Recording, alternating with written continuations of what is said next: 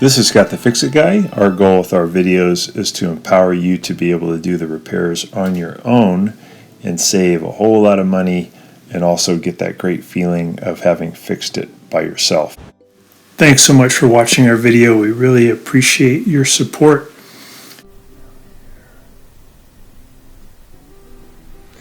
So we're getting the LE error, and that's something wrong with the motor sensor in the back or one of the wires going to the motor sensor. So we're going to check that out. We've got some water in there, so we're going to go ahead and get rid of the water.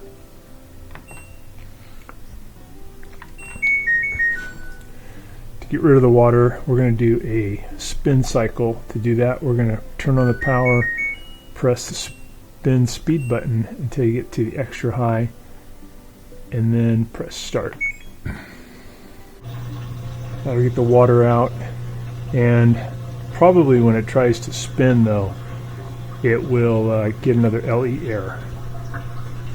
You can see it's trying to activate to spin, but you just get kind of a shake when the motor kicks in, but it's not able to spin it. So normally at this point you get some rotation, but something's not working. It might give us an LE error here in a second.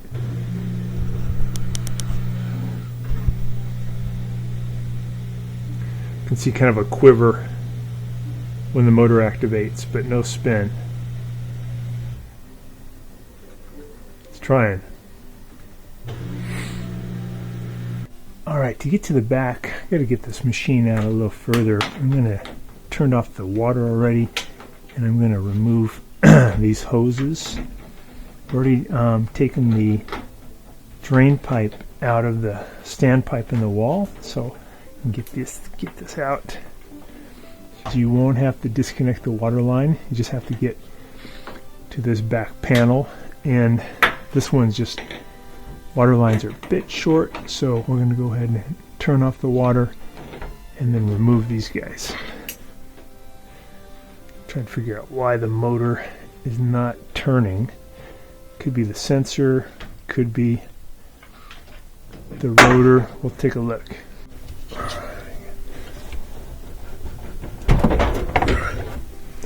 We got the water lines removed. We're going to remove these Phillips head screws from the back. So we got 4 of those. Got it unplugged. There we go. Get those. I'll pull this plate off. I'm going to push up at the bottom, take that off. Alright, here's our rotor.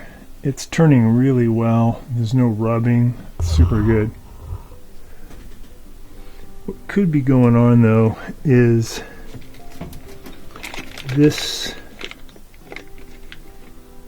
wire, because this has to bounce back and forth so much, sometimes you get an internal break.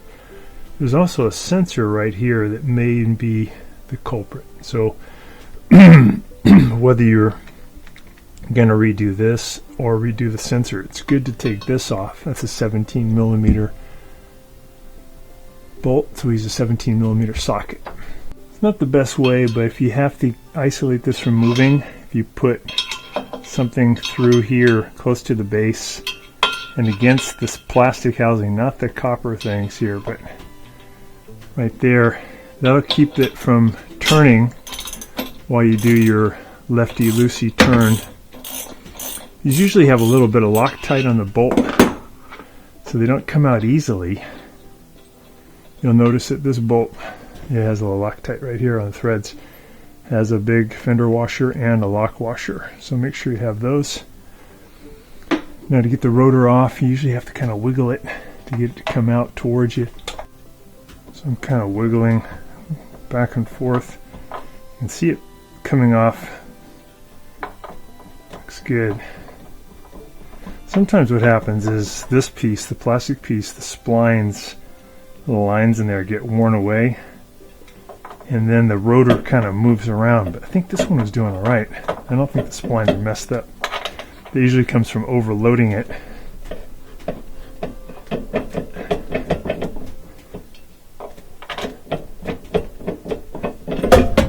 we go. Here is the new sensor. This is a 6501KW2002A part. These are not very expensive.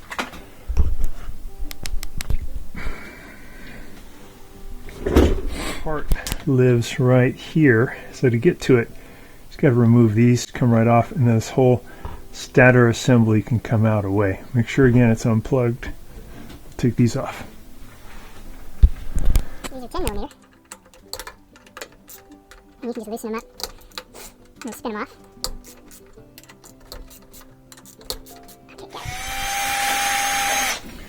So these pretty long bolts.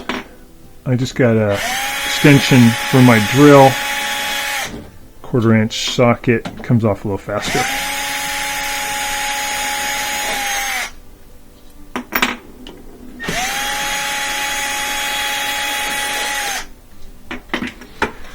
We notice the angle of this, how it's positioned. This is at about 7 o'clock, so we got to remember that when it goes back on. Remove that screw, and that screw. Those are Phillips head. Phillips head screws removed. I'm going to go ahead and take out this bolt. And now it's going to be a little bit easier to do the disconnect for these modular connectors. Disconnect this one. This is for the Hall sensor. This thing helps to sense where the rotor is, and sometimes these just kind of wear out. That rotor in relation to the stator, it'll give you the LE error. So this is a very common reason that these will stop working.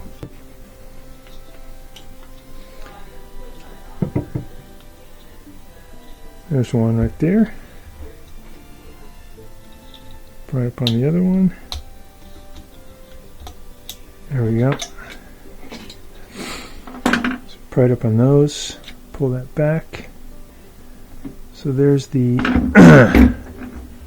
old Hall sensor. I'll go ahead and put on the new one.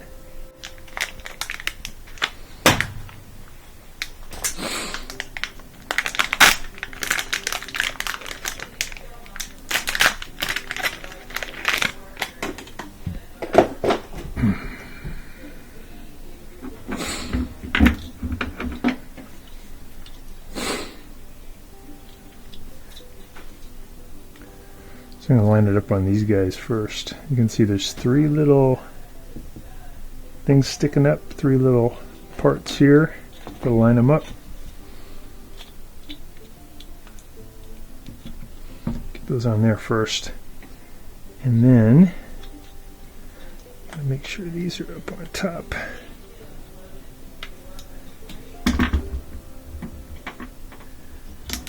There, those are linked and locked. Those are locked.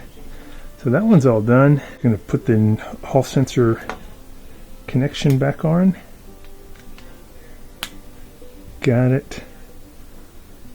This is back in nice and tight. Put this back on. Remember, that'll be at about 7 o'clock. Should be about right there. Line up those holes. This one back in. It's good to get one up high, like at about 1 o'clock.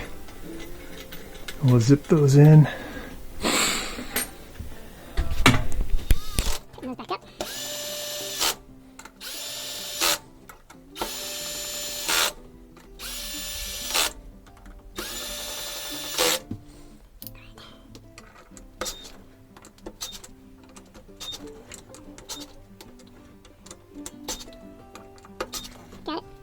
Got all our screws back in. I'm going to put the rotor back on. It has pretty heavy magnetic pull, so it's okay. Kind of wiggle it and get this back onto those splines.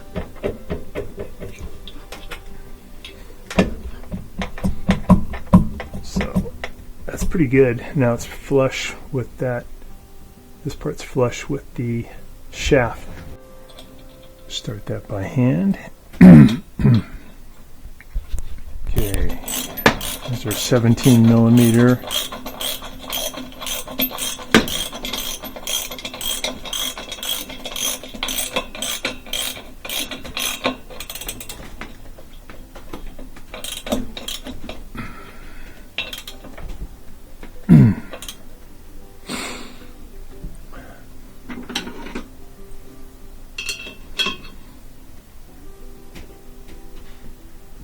Alright, nice and tight. Make sure nothing's rubbing. Sounds good. I'm going to put our drain hose back into position, plug it in, and put it on spin to see if the LE error is gone. So the spin test went really well. Got everything nice and tight, all the screws back. So it was that Hall sensor, which is pretty common. I'm going to put this plate back on. Go ahead and slide that in there. And these guys kind of drop in. We'll add those Phillips head screws. Alright, that's the last Phillips head screw. We're going to go ahead and add some longer hoses onto this one, just to make it easier to get in and out. Get that on tight. Adjust the LE. I'm going to turn it on. I'm going to press spin speed. The highest one, press start, and that'll do a cycle. We'll see if it can spin now.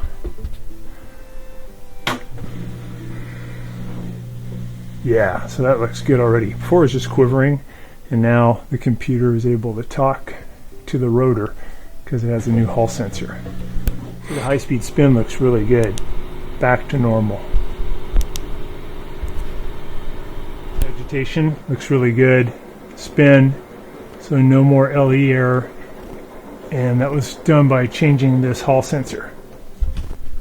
And when you get a chance, please press the subscribe button below so you can be subscribed, and also the notification bell so we can send you more videos about appliance repair.